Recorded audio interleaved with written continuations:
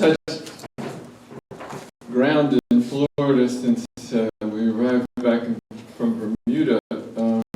If you would like to take up a collection to send me to Bermuda as a Unitarian missionary, there are a lot of churches in Bermuda, and not one of them is Unitarian. They're mostly Seventh-day Adventists, oddly enough. But it's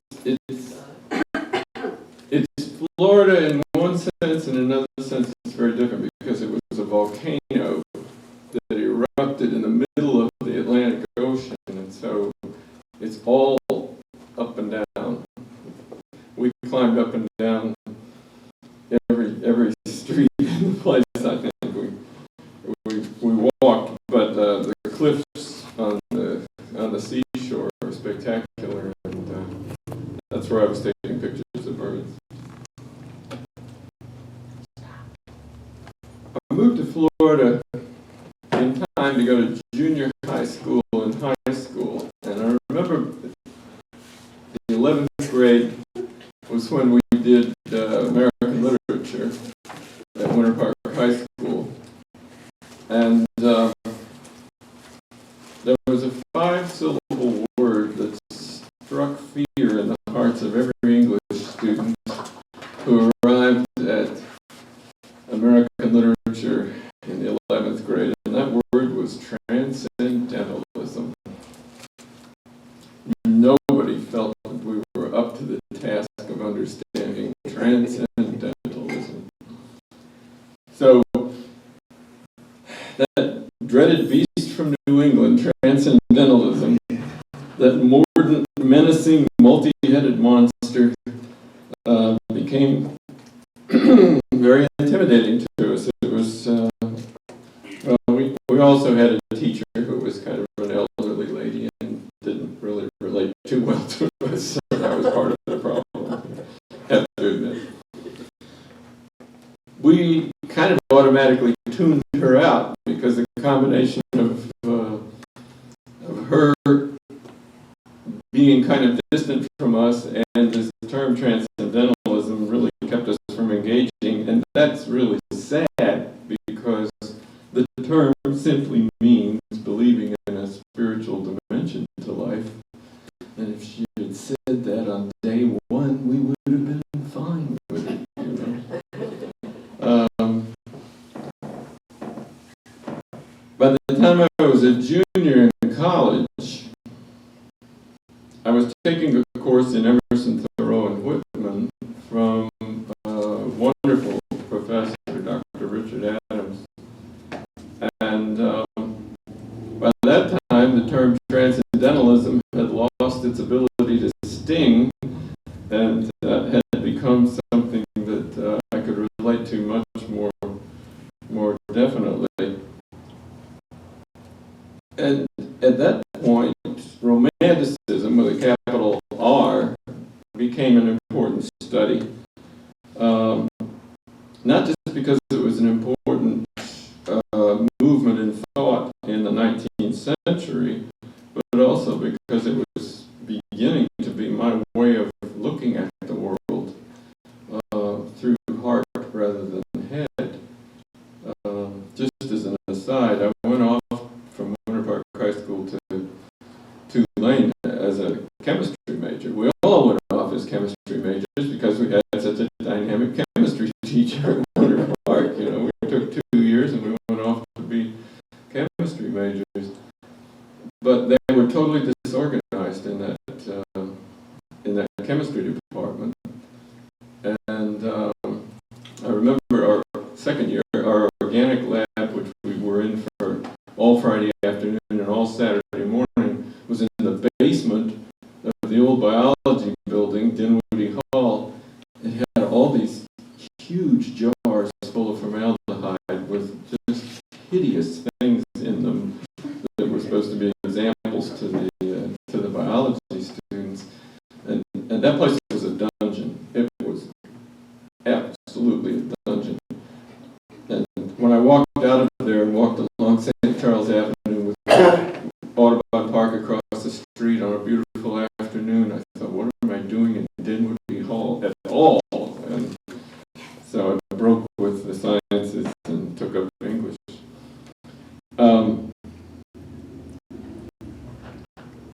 But Romanticism with a capital R was the name of the game in Dr. Adams' course, and the Transcendental movement, which was a loosely organized group of New England intellectuals and writers spearheaded by Ralph Waldo Emerson, whose work we just read, actually constituted American Romanticism.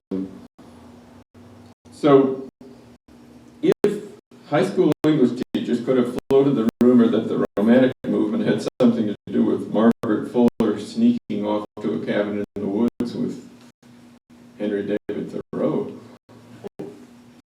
we would have perked up immediately. Not that that happened, but it would have been a good strategy, I think.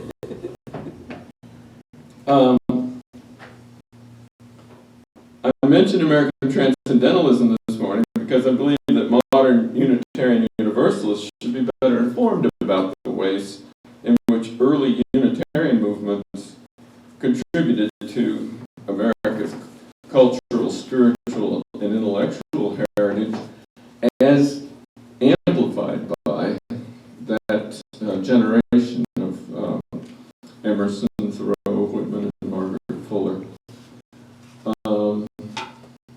And I never really took a history course. I went through undergraduate school at Tulane and graduate school at UNC. But when you're an English major, you get a lot of history, just sort of by osmosis, I guess.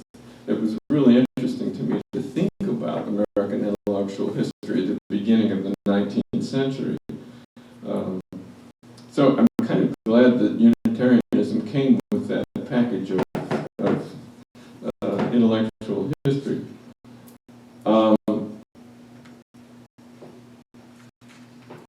My mentor in graduate school, Dr. Weldon Thornton, used to assign us to read articles in the Journal of the History of Ideas. That just has a lovely thought to it, the Journal of the History of Ideas. And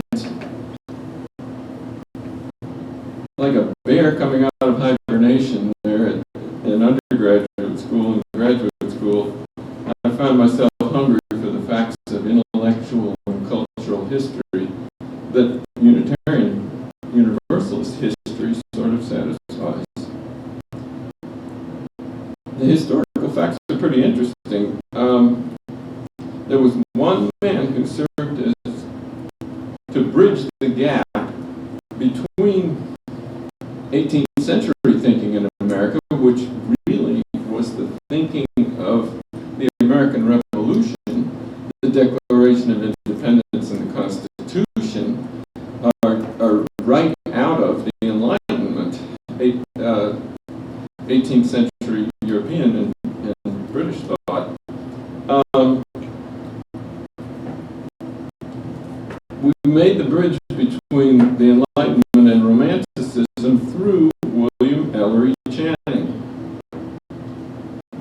He was a moderate, self-effacing New England clergyman who facilitated the evolution of Unitarianism toward our modern conception of the movement, and who was the setup man for Ralph Waldo Emerson's revolution in American thought. With Channing's example to draw upon, Emerson laid the groundwork for American Romanticism, or to use the term that Emerson might have preferred, American Transcendentalism. Now, if I were to tell you that there's going to be a quiz on this material at 11:30, and for $1,000, you were going to be asked a question or two to define these terms, the Enlightenment and the Romantic movement. For $1,000, you'd probably be paying pretty close attention right now.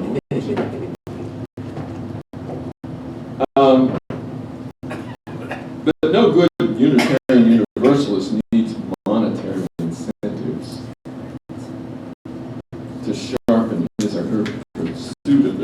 truth, so we'll proceed on the basis of your thirst for knowledge. And to heck with that $1,000. The Enlightenment refers, among other things, to the effort to apply reason, capital R, scientific principles, the operation of logic, to the development and perfection of social institutions. Think of Benjamin Franklin. If you look at his resume, he was postmaster, the first postmaster general. He founded the idea of the lending library. He experimented with countless things, including famously electricity, right? He was a diplomat, and he was a little bit old at the time they framed the Constitution and voted on it eventually, but he was the key person to support it and to get it passed. How could one man do all of those things? Well, all of those things were there to be done. We were moving out of the feudal period and actually out of the period when religious authorities would dominate everyday life and civic life. We were moving into an era when it was up to us to form the conventions and the institutions of a democratic society. So Franklin's a pretty good example. On top of all that, he was a successful businessman who retired at the age of 42 with a fortune. Like that. So the Enlightenment refers to that period when all of these special efforts were being made to establish community in America and applying logic to the opportunity to be a free society meant that we would think out carefully what institutions we needed. A bicameral House and Senate, through the three branches of our government and so on. All of these things were in the air because they were being thought out as the best way to proceed. So the Enlightenment was a perfect fit as an intellectual foundation for the American Revolution. You used to try to drum into the heads of my English students exactly what that 18th century mindset was like. And one of the primary ideas was that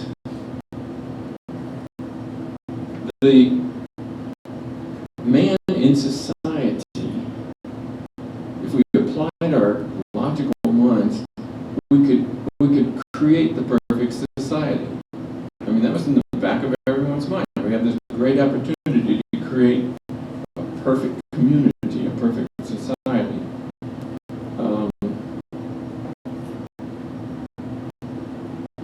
And you can see that with Thomas Jefferson. He was constantly moving toward perfecting the various conventions of our society just by applying scientific principles to the social problems of the day. Think about what the people are doing to try to subvert the idea of global warming today, and it's just totally ironic that our founding fathers were applying logic to the problems that needed to be solved in order for us to have a successful society. And then nowadays, because certain businesses could benefit from backward thinking, in effect, that becomes the order of the day. It's crazy. So, within the historical context of the Enlightenment, Joseph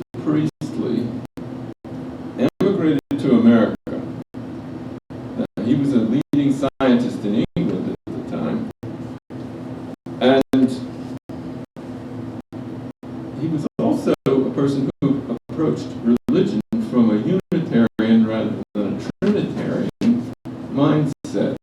So this was a fairly famous person who had a particular approach to religion. Among the congregational churches in New England, there were some congregations that accepted ministers who preached this Unitarian doctrine.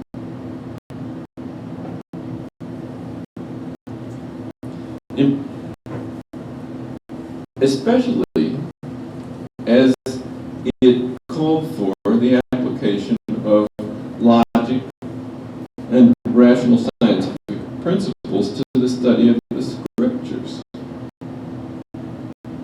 So there was less superstition involved in such thinking, debate, and public life, but more rational discussion and scientific pursuit in the thinking, and they were applying that to the scriptures. Now, there were congregations in New England who regarded this line of thinking as anathema, and they wouldn't allow such a person to stand in the pulpit. But there were some that did.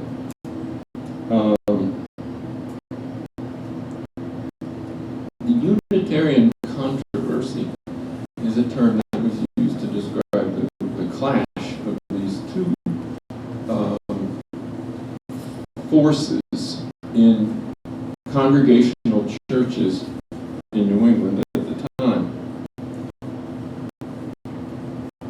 Back in Europe, though, the pendulum had swung so far in the direction of applying reason to the social issues of the day that it was beginning to swing back in the other direction, and many thinkers were touting the importance of emotion in our approach, intuition in our approach to thinking, even mysticism. So I guess every swing of the pendulum very far in one direction is going to produce an opposite movement. And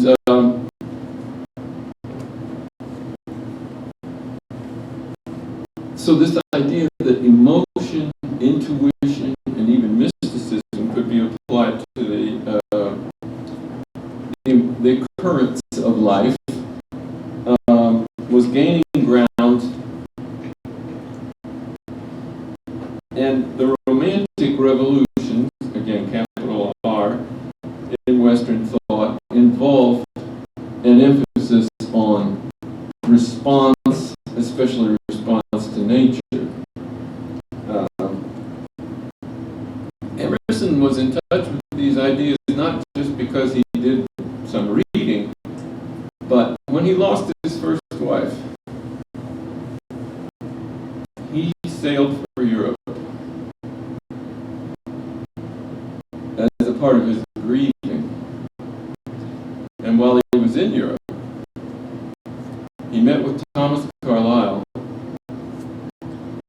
and Samuel Taylor Coleridge and other European intellectuals. Carlyle is almost impossible to read stylistically, but he had these ideas down pat of what he called the everlasting yea, saying yes to what your intuition tells you about life. And I think that had a great effect on Emerson, because the French were constantly saying, we're just purveyors of Scottish thinking. We look to Scotland for our thinking. Now you and I think, what? We look to Scotland for bagpipe music, you know? It seems. But in fact, during the period of the Enlightenment, it was Scottish thinkers who were at the forefront of everything, and Carlyle was one of them. So the essence of romantic thinking, and this is for the $1,000, ladies and gentlemen,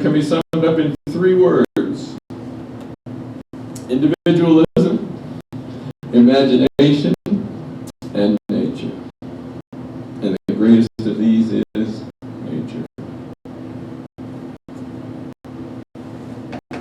So, in 2016, almost 2 centuries after this early ferment of ideas in New England, it's really easy to see how these ideas appealed to the American psyche. Consider what the country looked like 200 years ago. Pristine beauty. Take a look at the Hudson River School of Painters, for example, with those beautiful landscapes, mountain landscapes, and so on. When you're faced with the vastness of a continent, you've got individualism, because you've got to be a rugged individualist to somehow scrape out a living in a place that's not yet civilized, particularly. Your intuition and imagination are exercising themselves every day on this beauty that you see before you, and the newness of nature.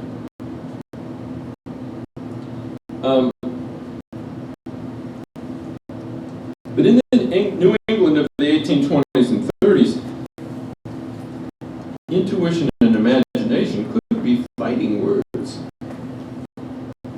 especially among those congregations that held to a conservative approach to Unitarian thought. So Emerson, the son of a Unitarian minister, himself trained for the ministry, was being groomed to take the pulpit of one of the liberal congregational churches in Boston. And yet he resigned from his position, not from one of the conservative churches, but from the liberal church. He resigned on the grounds that Christianity was too confining for his thinking, and that Unitarianism could never actually be liberal enough. Interesting, huh? So in 1936, he published a very thin book called Nature. It's just simply called Nature. You want to read the introduction and the first few chapters. It gets a little tedious beyond that, but I do recommend that going that far into this book. Here are the key phrases in the introduction to the book, which probably would have given the average Unitarian churchgoer a serious case of intellectual indigestion.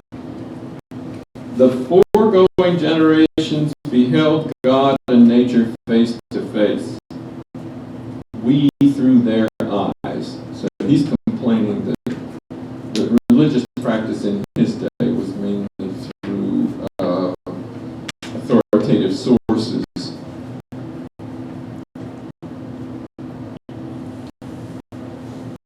Why should not we also enjoy an original relation to the universe? Why should not we have a poetry and philosophy of insight and not of tradition? And a religion by revelation to us and not the history of theirs. So those were revolutionary thoughts. We can write our own poetry in response to nature. We can write our own sermons based on our own imagination and intuition.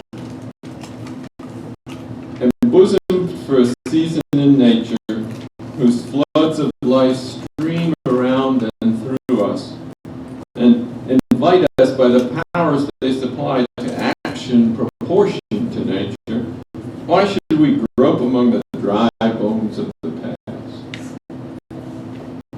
That was a pretty good shot at the religious training that he had, wasn't it? The dry bones of the past. The sun shines today also, he says. There's more wool and flax in the fields. There are new lands, new men, new thoughts. Let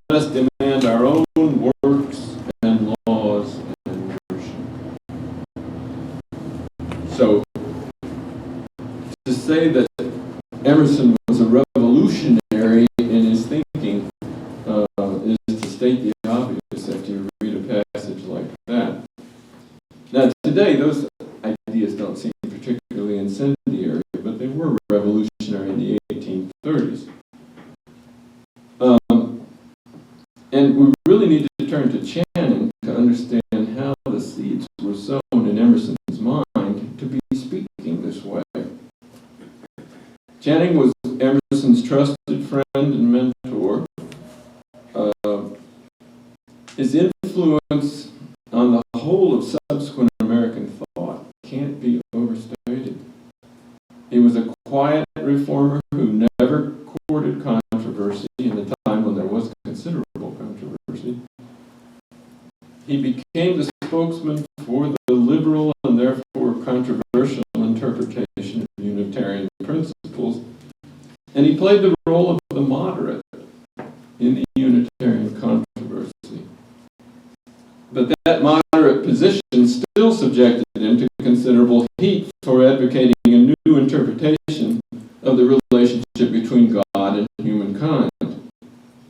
In 1819, he delivered a 3-hour sermon entitled Unitarian Christianity. I read it. It doesn't make scintillating reading at this stage, but it clearly established the central principles that led some congregational churches to ban liberal Unitarian ministers from their pulpits. I mean, you and I don't see anything particularly revolutionary in what he was saying, and yet it would get you banned if you were going to say these things. So that's a measure of how conservative they were, to my mind. Channing devotes a great deal of attention in that sermon to debunking the Calvinist idea that God would pick favorites. You know, you start studying American literature, you start with the Puritans. You quickly realize, yeah, they were out for religious liberty for themselves, not anybody else. They thought they were the chosen people of God. And it was literally to hell with the rest of those people.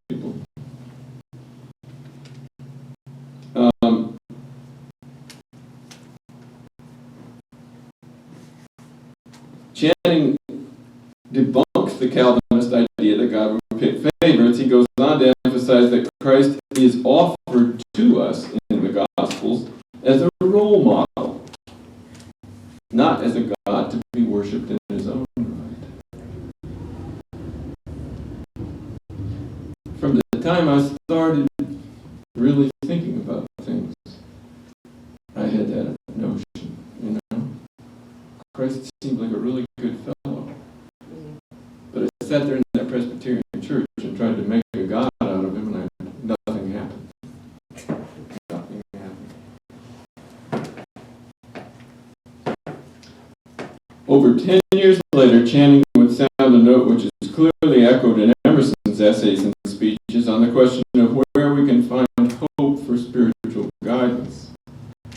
I believe you'll find these words familiar because you've probably heard them in this church.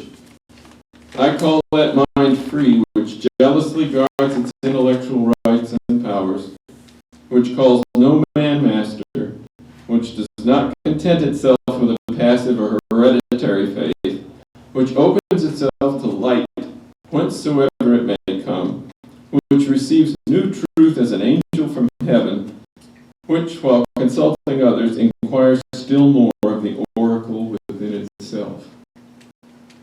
Now that was Channing who was saying that. But those ideas sound like a whole lot like Emerson, don't they? In Channing's view, we begin to understand God when we look within ourselves. And maybe that's the whole key to this, is that the clergy in those conservative congregations did not want individual parishioners thinking that the key to their spiritual spiritual life lay within themselves. No, that wasn't what the clergy were looking for. Now we might pause for a moment to note that the Great Awakening, capitalized G and A, as a religious revival in America during the first half of the 18th century, placed strong emphasis on what Jonathan Edwards labeled the sweetness of God's sovereignty. So there was fire and brimstone being preached in New England as a kind of religious revival going on in the first half of the 18th century. This was Calvinism, a view which had invested the dominant theology of Puritan New England. Christ was the intermediary between a wrathful God and the miserable wretches that human beings were. Edward Taylor, the first poet that we can locate in America, was a Puritan minister. He never let anybody know in his own community that he was writing poetry. The poetry was basically to get him ready to preach on Sundays. And one of the phrases in one of his most important poems is that we are blacker than a coal pit stone. That's our inner life, blacker than a coal pit stone. Channing would have none of that. He believed that God had endowed human nature with a spark of the divine, and thus with a capacity for moral choice and ever-increasing understanding. He once wrote that while God's sovereignty is limitless, still man has rights. The worst error in religion, Channing said, arises from neglect of one or the other of these truths. That God's sovereignty is limitless, but that man has rights. Channing clearly inspired Emerson's thinking on the subject of how we perceive the truth and how we refine our spiritual vision. Not to mention the influence on Emerson of his emphasis on the worthiness of all people, regardless of skin color or gender. That was not a widely held notion at that time. Emerson's contention that we have an innate sense of the good and the true by virtue of our status as human beings is a refinement of Channing's notion that God speaks to us individually, and that God's will is put into action by our free will. Channing is at great pains to establish the idea that Christ is not brokering our relationship to God through a system of vicarious atonement. There is no magical Christ. Christ is our role model, but not our Savior. Now, we've noted that Emerson was the son of a Unitarian minister, and that, like Channing, he was trained in the ministry. Unlike Channing, Emerson rejected Christian principles as too confining. His view of our spiritual nature was broader than what Christianity could encompass. Emerson, who reached a wide audience with his effective oratory on the Chautauqua circuit, takes Christ out of the equation entirely and does away with terminology which would identify our spiritual development in Christian terms. The term Christ is as scarce in Emerson's writing as the term sex is in Thoreau's writing. And yet, Channing and Emerson both owed to the New England Puritans the idea of spiritual self-examination, looking for meaning by looking inwardly. Emerson having famously echoed Plato's notion that the unexamined life Channing generated considerable controversy, as you can imagine, when he described the Bible as merely a source, not the source, of revelation about God's relationship to humankind.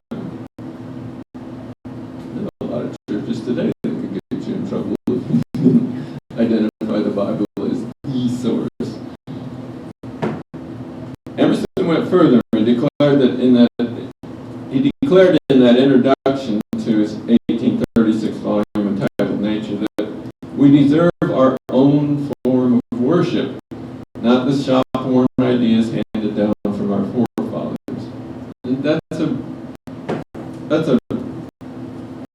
a shot that he's taking at the idea that the scriptures are infallible.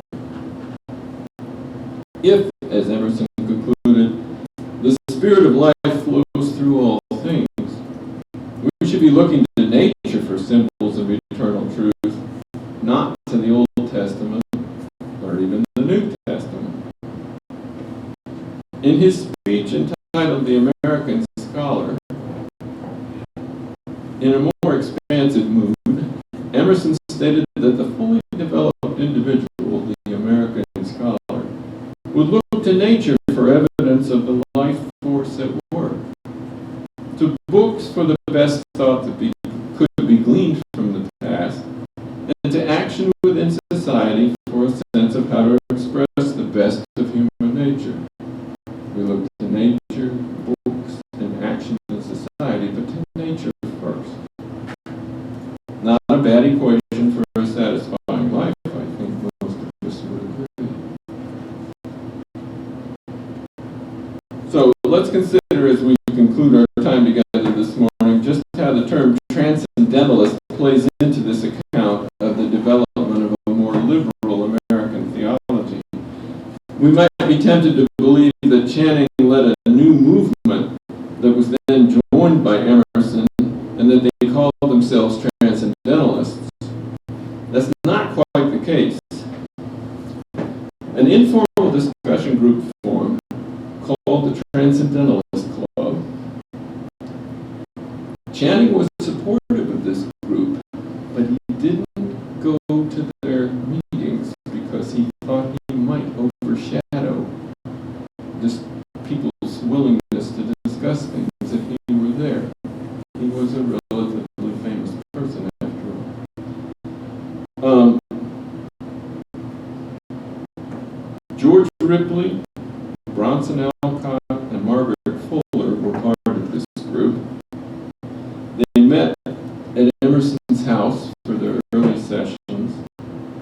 The group produced over a period of 3 years a publication called The Dial from 1842 to 1844. So that sounds like 2 years, but in fact they were publishing during 3 years. And Henry David Thoreau, who was not exactly a joiner, as you can imagine, was a man who saw an opportunity to get his ideas before the public, and so he contributed a great deal to The Dial, though it must have been hard to get him to meet a deadline. Especially as poet, interestingly enough. He really believed in his poetry. And in fact, he went to live in that cabin next to Walden Pond that he built himself on land that Emerson loaned him, so to speak, made available to him, immediately after this period during which he was publishing his poetry in The Dial. So I said 1842 to 44. If you look at the beginning chapter of Walden, you find that he's talking about July 4th, 1845, as the point at which he was going out to begin building his cabin. So this was a period of fertile sharing of liberal ideas in and around Concord,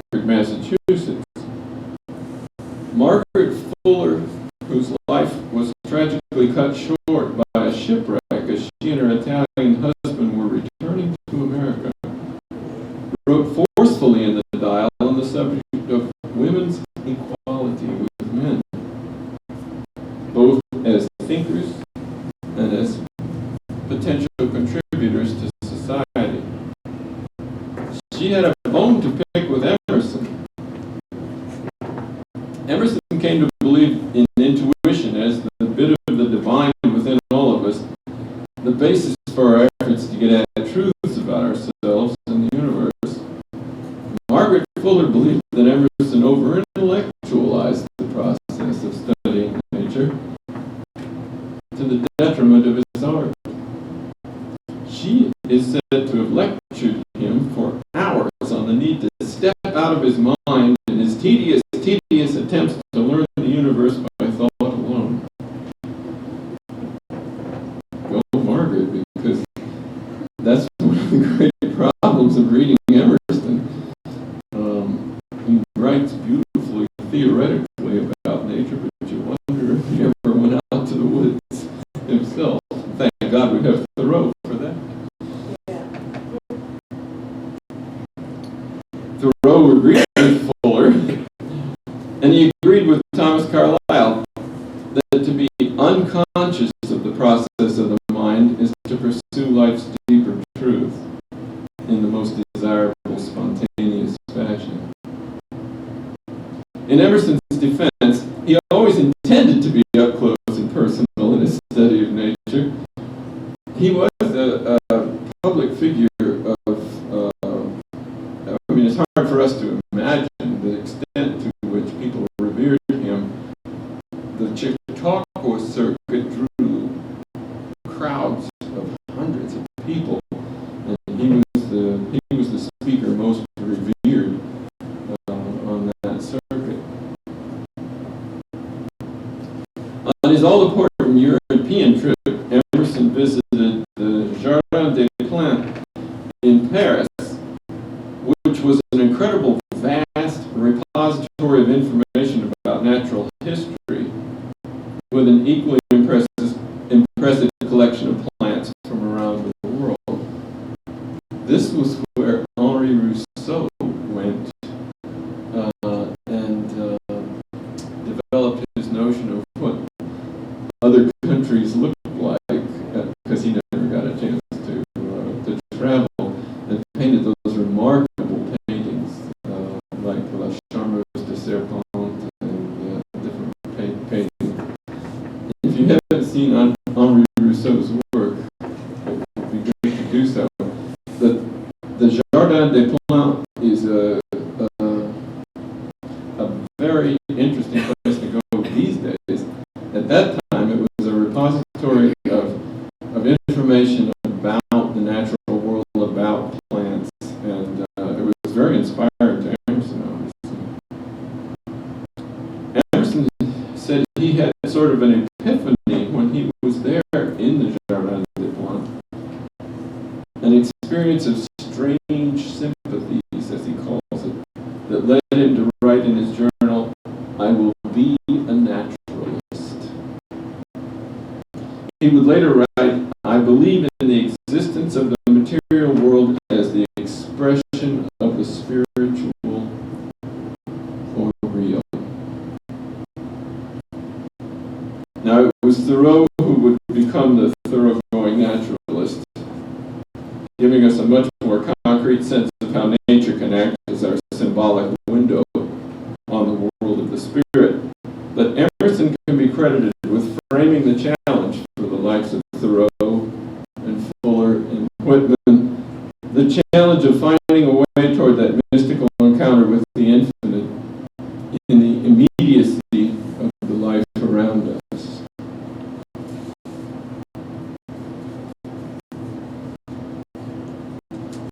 I'm going to give you just a little postscript here.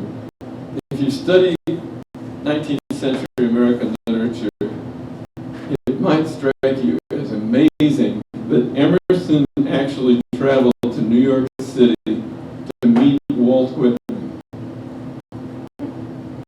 Whitman had famously said, "Emerson brought my simmering to a boil."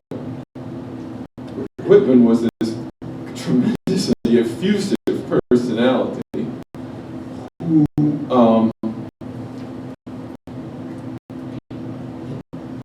he was so controversial in what he had written about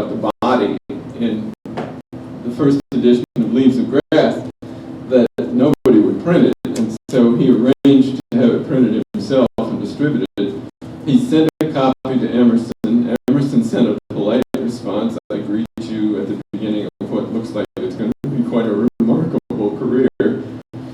And Whitman immediately slapped that letter into the next edition of the book and sent it out as if Emerson had endorsed him, but the two have never met. So Emerson travels to New York to visit with Whitman. It's a testimony to the power of Emerson's oratory and persuasiveness of his essays that Whitman could have transformed himself from a newspaper editor steeped in the partisan politics of the day into a poet who worked so successfully to embody the essence of a transcendental approach to life, and to encompass such a broad swath of the American experience.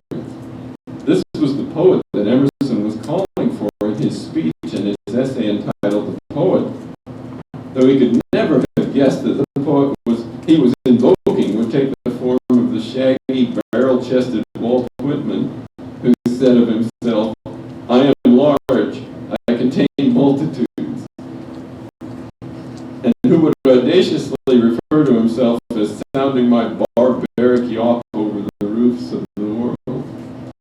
Standing Emerson and Whitman next to each other would be like creating sparks immediately.